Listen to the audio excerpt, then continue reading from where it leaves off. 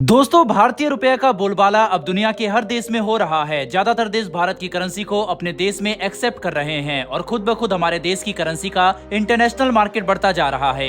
एक तरफ जहां कुछ वक्त पहले रशिया के फॉरेन मिनिस्टर ने हमारे रुपया को उनके लिए यूजलेस बताया था, तो वहीं हाल ही में अपडेट निकलकर सामने आई है कि तुर्की के लोग अपनी ट्रेड को भारतीय रुपए में करना चाह रहे हैं। जी हाँ दोस्तों, तुर्की अपनी खुद की करेंसी लीरा को हटाकर अब भारत की करेंसी रुपए में लेन देन को बढ़ावा दे रहे हैं। लेकिन अचानक से तुर्की में ऐसा क्या हुआ है कि भारतीय करेंसी का इतना बोलबाला होने लगा है। आपको बता दें कि इसकी सबसे बड़ी वजह है वहां पर आया हुआ रिसेशन। कुछ वक्त पहले ब्लूमबर्ग ने एक इंफोग्राफिक जारी किया था जिसमें बताया गया था कि दुनिया के कौन से देश हैं जो रिसेशन के खतरे में सबसे टॉप पर हैं और कौन से देश हैं जो सबसे नीचे हैं। ब्लूमबर्ग की यही रिपोर्ट सही भी साबित हुई। दोस्तों, कुछ वक्त पहले जर्मनी में रिसेशन आ चुका है और अमेरिका में अगले 1 से 2 महीने में आने के चांसेस हैं। तो वहीं पर जर्मनी के बाद अगला नंबर तुर्की का लग रहा है। लगातार तुर्की की करेंसी लीरा की वैल्यू घटती जा रही है। एक वक्त ऐसा था जब 1 यूएस डॉलर की कीमत 1.3 लीरा थी। वहीं आज की डेट में देखा जाए तो 1 यूएस डॉलर की कीमत 20 लीरा तक आ चुकी है। यानी कि लगातार तुर्की की करेंसी खतरे के निशान से भी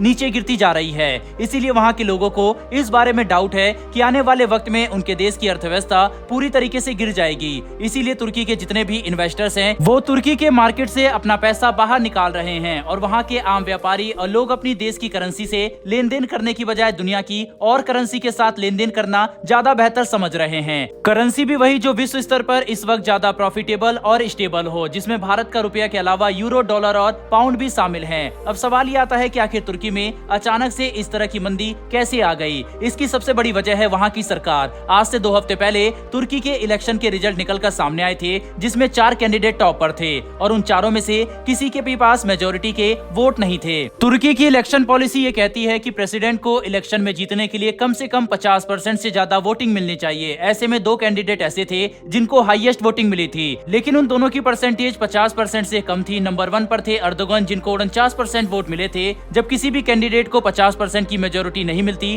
तब टॉप 2 कंटेंडर के बीच में रन डाउन इलेक्शन होता है, जो कि तुर्की में इस महीने की 28 तारीख को होना था। अर्दोगन ने 2003 से 2014 तक तुर्की में प्राइम मिनिस्टर की पोजीशन को संभाला था और उसके बाद थोड़े बहुत कॉन्स्टिट्यूशनल चेंजेस करके वह 2014 से लेकर 2023 तक प्रेसिडेंट बने रहे। लेकिन दोस्तों, उनके इस कार्यकाल के दौरान तुर्की ने अपने इकोनॉमिक रेगुलेशन में बहुत बड़ा डाउनफॉल देखा है। लेकिन अब जब रन डाउन इलेक्शन में अर्दोगन जीत चुके हैं, तब वहां के इन्वेस्टर्स और वहां के लोग अपना पैसा तुर्की के मार्केट से बाहर निकाल रहे हैं, क्योंकि उन्हें पूरी उम्मीद है इस बात की कि हमारे देश की अर्थव्यवस्था अर्दोगन के रूल में और भी नीचे जाएगी, जिस वजह से अब वो बिल्कुल रिस्क नहीं लेना चाहते। बहरहाल दोस्तों, बढ़ते हमारी दूसरी खबर की तरफ। और इस वक्त भारत में काफी ज्यादा खुशी का माहौल है, क्योंकि भारत के इसरो ने एक और जबरदस्त खुशखबरी अपने देशवासियों को सुनाई है। हमारी स्पेस ऑर्गेनाइजेशन इसरो हमेशा ही नामुमकिन कारनामों को करने में सक्षम रही है और बीते कई वर्षों में उसने पूरी दुनिया में अपना नाम बहुत ऊंचा कर लिया है। इसी के चलते हाल ही में एक खबर सामने आई है कि भारत ने अपने GSLV रॉकेट में पहली 2nd जनरेशन की इंडियन GPS सैटेलाइट का सफल परीक्षण कर लिया है। इस मिशन को पिछले 12 सालों से तैयार किया जा रहा था, जिसमें 2 सोलर एरेज फिट किए गए हैं जो 2.4 किलोवाट का पावर जनरेट करने में सक्षम है और साथ ही साथ इक्लिप्स के दौरान उसे सुरक्षित रखने के लिए लिथियम आयन बैटरी को भी इसमें फिक्स किया गया है।